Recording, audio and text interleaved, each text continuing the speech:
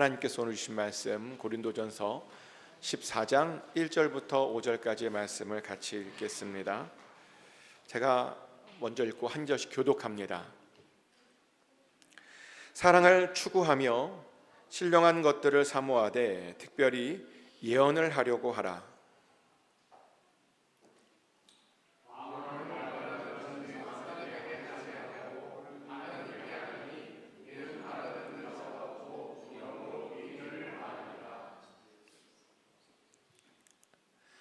그러나 예언하는 자는 사람에게 말하여 덕을 세우며 권면하며 위로하는 것이요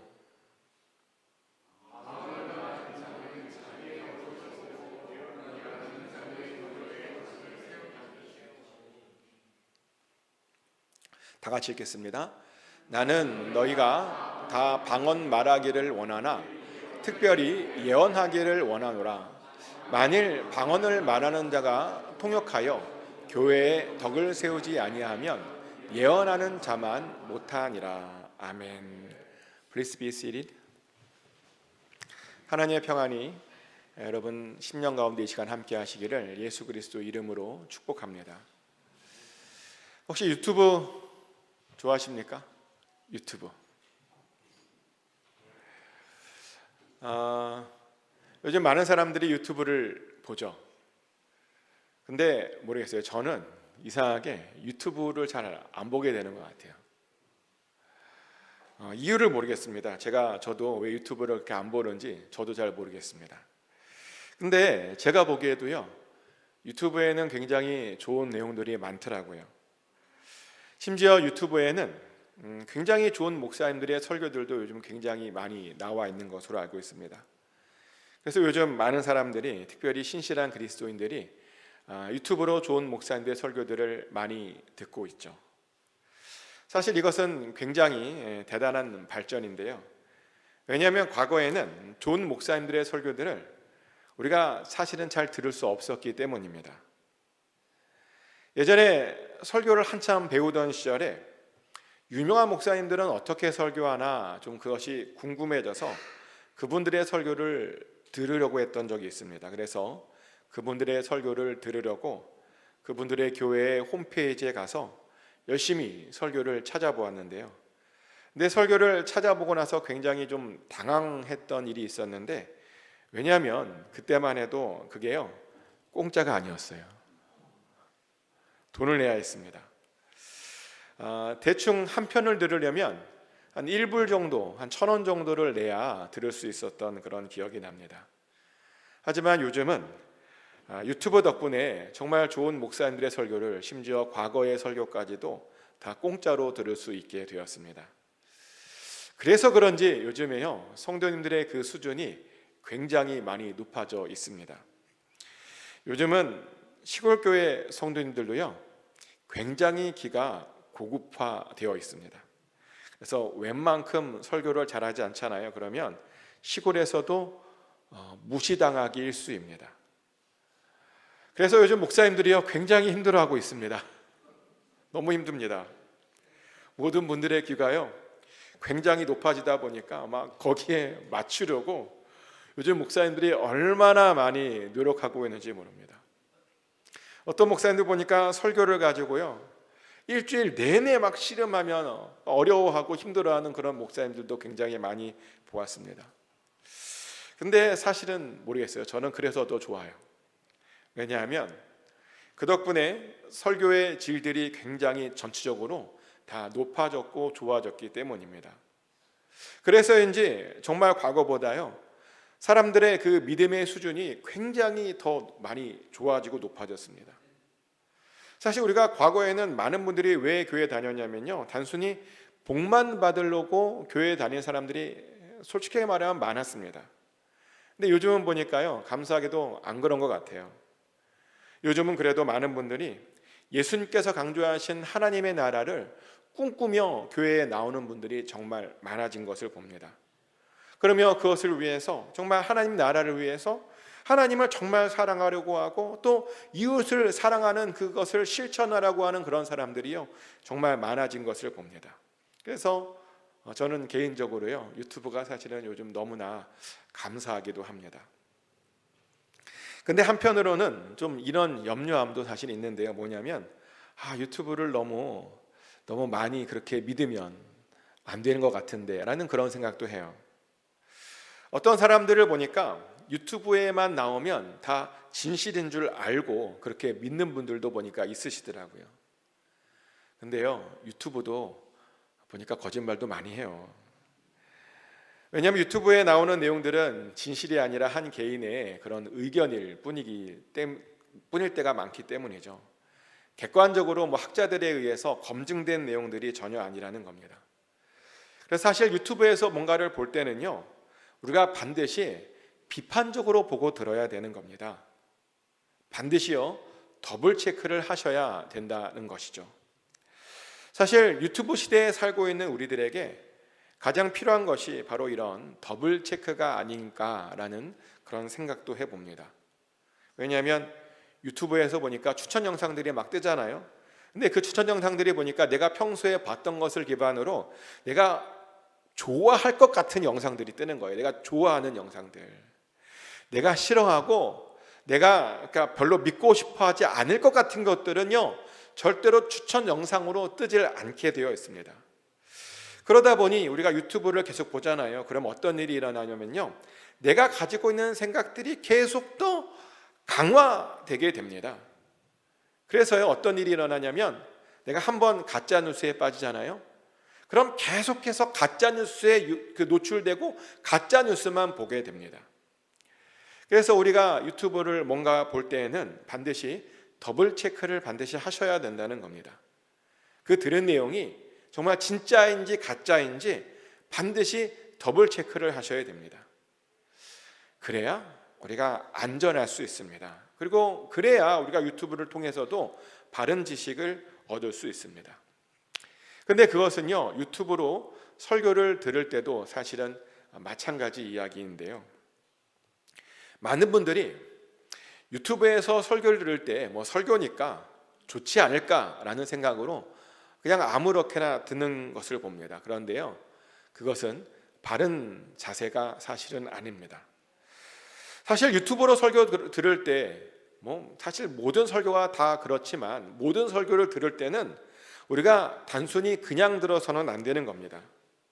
설교를 들을 때는요, 반드시요, 진짜 이 말씀이 그러한가라고 하는 것을 확인하면서 듣는 자세가 사실은 바른 자세입니다.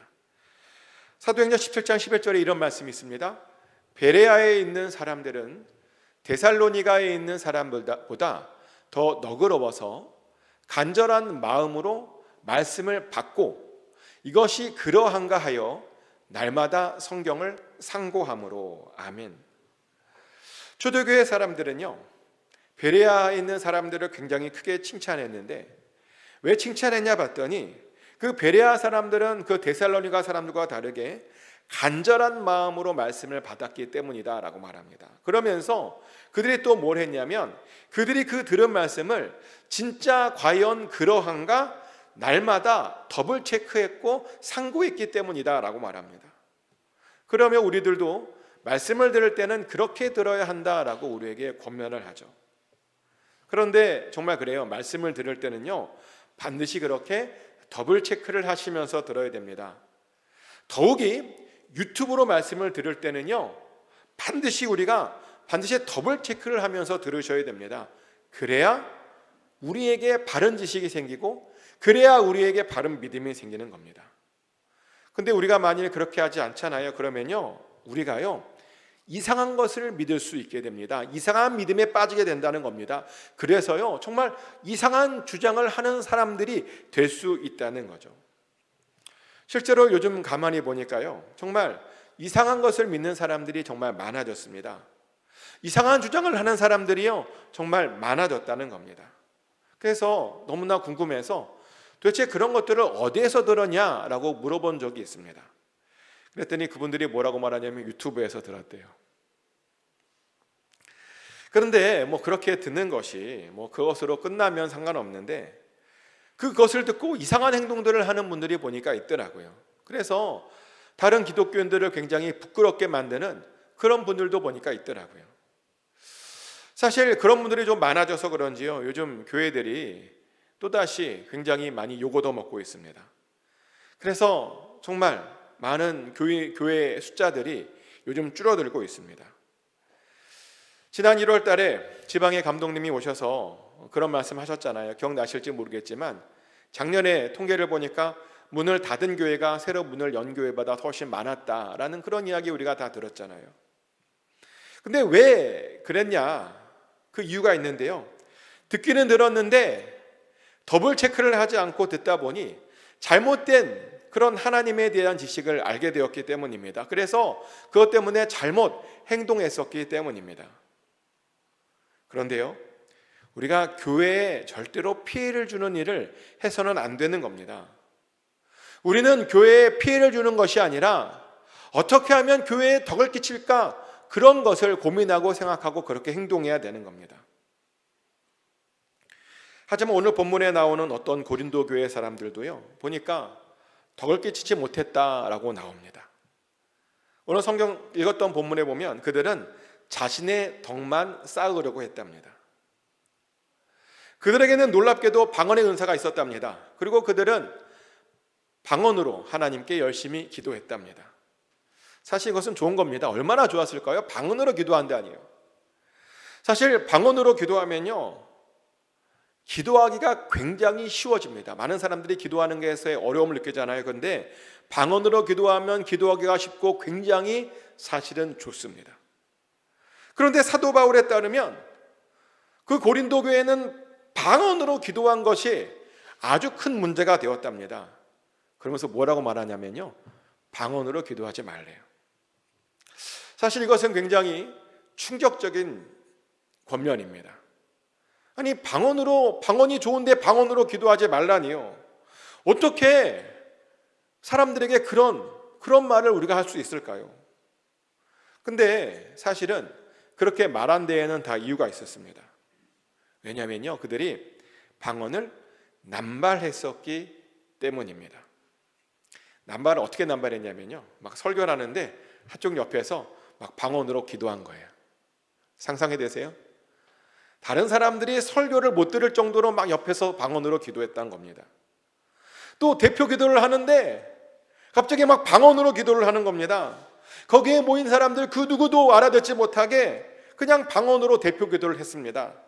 그러다 보니 그 교회 안에 문제가 생겼습니다. 그것 때문에 사람들이요, 시험에 들게 되었습니다. 그래서 바울이요, 그렇게 좋은 방언을 그렇게 기도하지 말라라고 그렇게 권면했던 겁니다. 신령한 은사를 사용하는 것은 너무나 좋은 일이죠. 사랑을 추구하며 신령한 것을 그렇게 해야 된다는 겁니다. 하지만 그들은요, 그 방언에는 사랑이라고 하는 것이 없었다는 겁니다.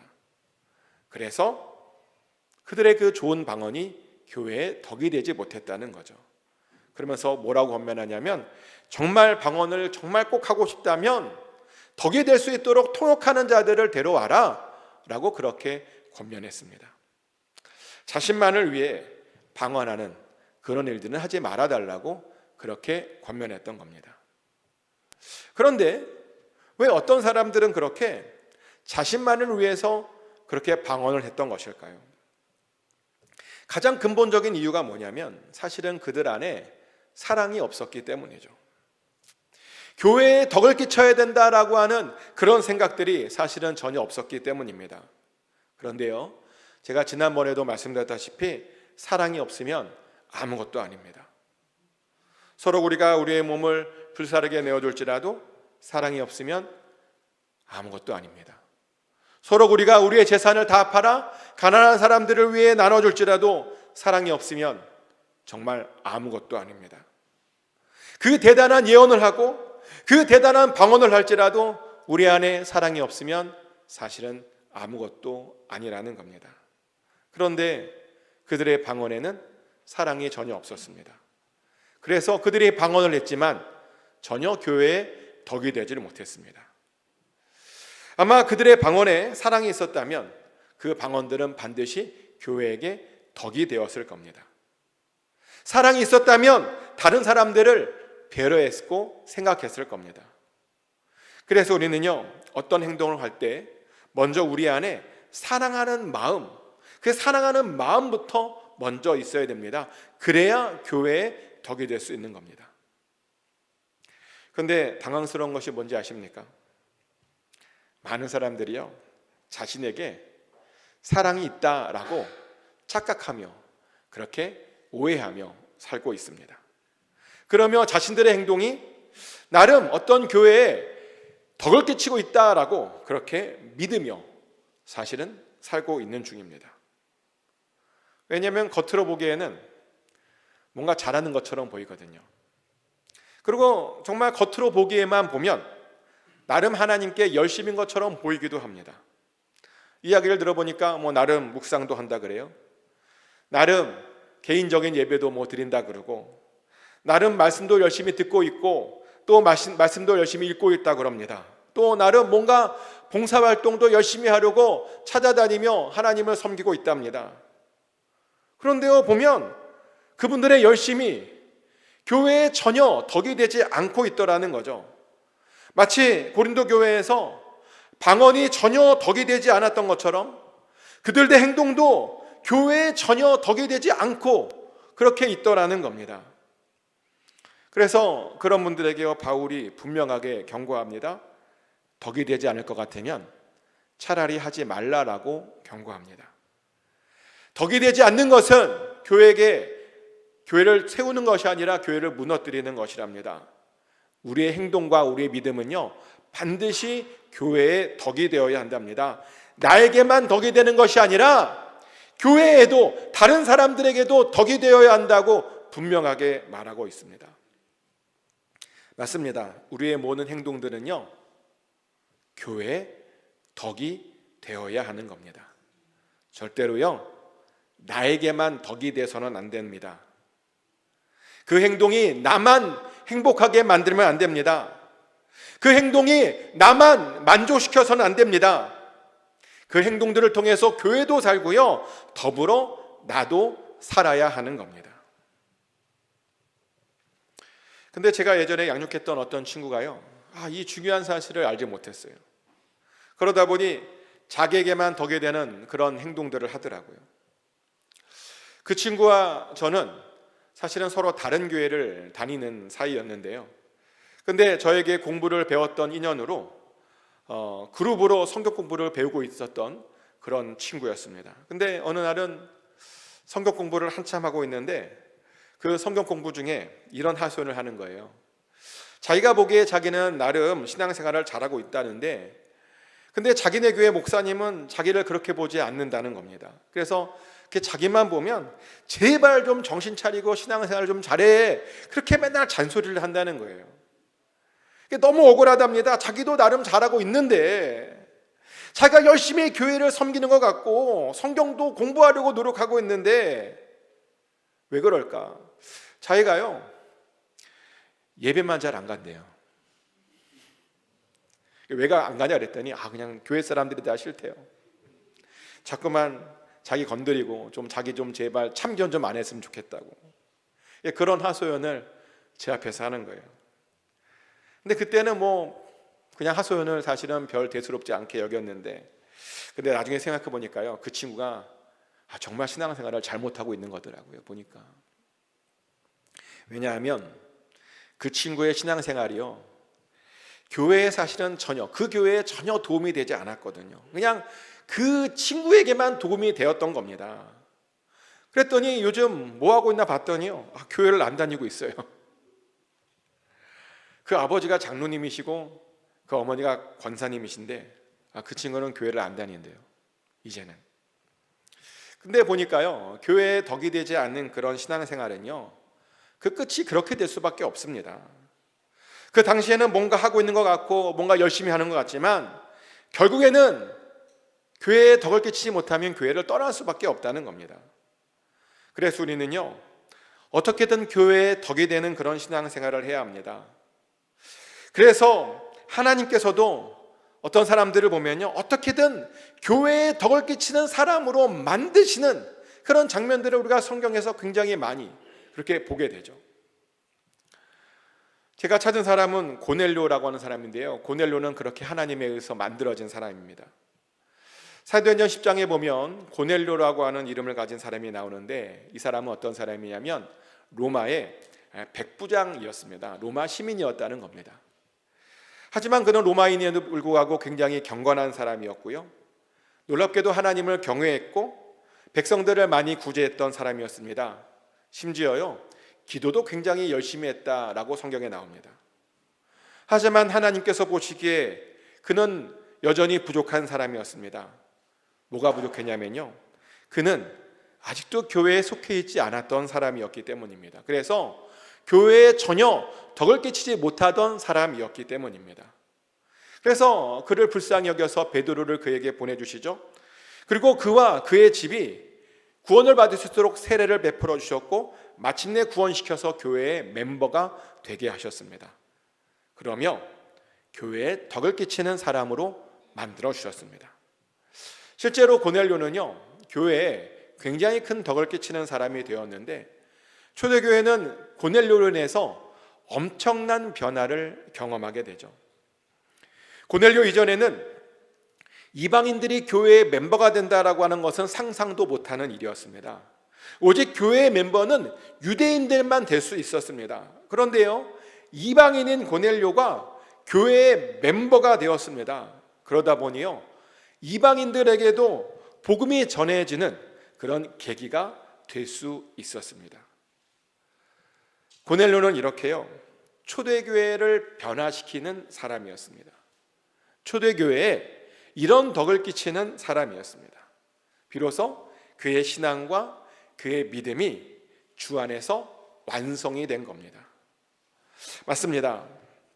교회에요, 덕을 끼칠 수 있어야 우리의 믿음이 완성되는 겁니다. 실제로 절대로요, 나만 혼자, 신앙이라고 하는 것은 절대로 나만 혼자 덕을 세우는 것이 아닙니다. 신앙이 뭐냐? 서로에게 덕을 쌓는 겁니다. 그래야 우리가 아름다운 하나님을 이 세상에 보여줄 수 있는 것이죠. 예전에 어떤 높은 산에 올라갔던 적이 있습니다. 마침 그때가 가을이었는데요, 가을이다 보니 온 산에 단풍이, 아름다운 단풍이 물들어 있더라고요. 근데 그런 단풍을 보면서 제가 재미있는 사실 하나를 관찰을 했는데, 뭐냐면 올라가면서 보니까 산 밑에 있는 단풍들은 하나도 안 예뻐요. 산 밑에 있는 것들은. 그리고 또 산 꼭대기에 있는 단풍들도요, 보니까 하나도 안 예뻐요. 거긴 단풍이 아예 없더라고요. 보니까 제일 이쁜 단풍이 어디냐? 산 중턱에 있는 단풍들이요, 가장 아름답더라고요. 그래서 그 이유가 궁금해서 그 이유를 찾아보았는데, 보니까 이유가 있었어요. 거기에 어떤 이유냐? 산 밑에 있는 단풍들은요, 그렇게 심한 온도차를 겪지 않다 보니 그 단풍들이요, 그렇게 이쁜 단풍이 되지 못한대요. 심한 온도차를 겪지 못해서. 그리고 또 산 꼭대기에 있는 단풍들은요, 너무 심한 온도차를 경험하게 된답니다. 그러다 보니 이것들은 단풍도 들기 전에 그냥 너무 심한 온도차 때문에 떨어져 버린대요. 그래서 그렇게 가장 아름다웠던 단풍은 산 중턱에 있는 단풍이었다는 겁니다. 제가 그것을 보고 하나 아주 귀한 것을 깨달았는데요, 자기 혼자만 신앙생활한답시고 너무 높이 올라가 버리잖아요. 그러면 세상 가운데 하나님의 아름다움을 보여줄 수 없는 겁니다. 너무 금방 떨어지다 보니 보여줄 게 없는 겁니다. 그런데요, 또 그렇다고 너무 뒤처지잖아요. 그러면 또 변화를 또 경험하지 못해서 남들에게 보여줄 아름다움이 없게 되는 겁니다. 그래서 신앙생활, 좋은 신앙생활이란 너무 혼자 앞서 나가는 것도 아니고 그렇다고 너무 혼자 뒤처지는 것도 아니라는 거죠. 교회와 더불어, 사람들과 더불어 교회의 덕이 될 수 있도록 맞춰가는 것이 좋은 신앙생활이라는 겁니다. 그래야 우리가 이 세상 사람들에게 뭔가 아름다운 것을 보여줄 수 있습니다. 뭔가 하나님의 아름다움을 우리가 그래야 보여줄 수 있다는 겁니다. 꼭 이 말씀을 잘 기억하시길 축복합니다. 이제 말씀을 정리합니다. 요즘 많은 사람들이 기독교가 너무 위기다라고 하는 말을 여기저기 염려하는 가운데 합니다. 근데 그렇게 위기에 빠진 이유는 언젠가부터 우리의 신앙이 너무 개별화되어 있고 개인화되어 버렸기 때문이죠. 그러니까 많은 사람들이 나에게만 덕이 되면 그냥 다 좋은 것 아닌가라는 그런 생각을 하며 신앙생활을 했기 때문입니다. 근데 그것은 잘못된 신앙생활입니다.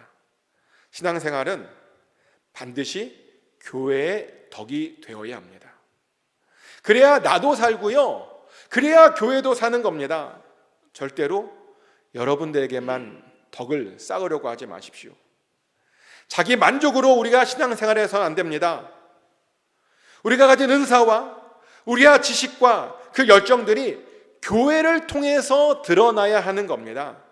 그래야 우리가 다 같이 아름다워질 수 있는 거죠. 축복하는 것은 꼭 그렇게 교회의 덕을 잘 쌓으셔서 아름다운 하나님의 나라가 저와 여러분을 통해서 이루어지시기를 예수 그리스도 이름으로 축복합니다. 이 시간 다 같이 한 목소리로 기도하기를 원하는 것은 우리 믿음이 교회의 덕을 쌓게 될 수 있기를 위해서 기도했으면 좋겠습니다. 혹시라도 내가 나 중심으로 신앙생활하고 있다면 돌이켜서 교회 중심으로 신앙생활하게 해달라고, 그래서 이 세상 가운데 아름다운 그런 모습을 꼭 보여줄 수 있게 해달라고, 우리를 통해서 정말 아름다운 하나님 모습과 아름다운 교회를 보여줄 수 있게 해달라고 우리 다 같이 한 목소리로 기도하겠습니다. 기도합니다. 하나님 아버지, 우리의 믿음을, 우리의 신앙생활을 돌아봅니다. 아버지, 혹시 우리가 너무 나 중심의 신앙생활을 하고 있지는 않았었습니까?